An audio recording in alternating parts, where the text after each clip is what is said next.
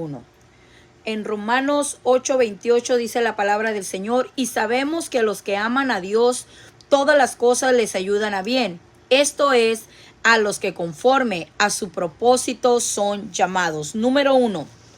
Primero, los que aman a Dios. Número 2, todas las cosas van a obrar para bien. Y número 3, solamente conforme los que han sido llamados. Miramos la vida de David, como Dios, para poderle dar, le tuvo que quitar. Primero, le quitó a Saúl, que era su perseguidor, que era el que lo acosaba, que era el que lo hostigaba, que era el que lo perseguía.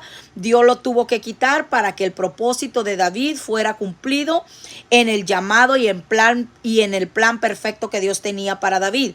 Es el primer personaje que Dios le quita. El segundo personaje que Dios le quita a David es también a Jonatán. Dice la palabra del Señor en el libro de Samuel, segunda de Samuel, primera de Samuel, capítulo 18, versículo 3 y 4.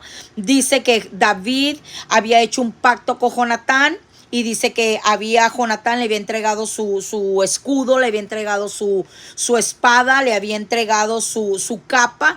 Y dice que habían hecho un pacto de fidelidad, de amistad, de amigos.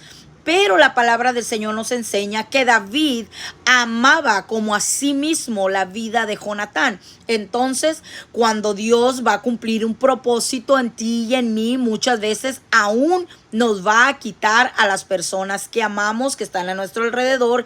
Y cuando digo eso, me refiero que David jamás se hubiera atrevido a ir en contra de Jonatán para quitarle el reinado o para quitarle la sucesión al trono, porque como Saúl sería removido, el siguiente al trono posiblemente hubiera sido Jonatán. Entonces Dios se lo tuvo que quitar a David. Y el tercer personaje que Dios le quitó a David fue a su primera esposa llamada Mical. ¿Por qué a Mical? Porque dice la palabra que David amaba a Mical y Mical amaba a David. Entonces Dios también le tuvo que quitar a Mical, porque Mical había sido dada a David por un acuerdo que no había sido muy bien visto delante de los ojos de Dios entre Saúl y David. Entonces Dios no va a permitir que el siguiente sucesor al trono, para que pudiera nacer Salomón, tendría Dios que quitarle a Mical. ¿Y cómo se la quitó? En la manera que cuando Mical se burla de David,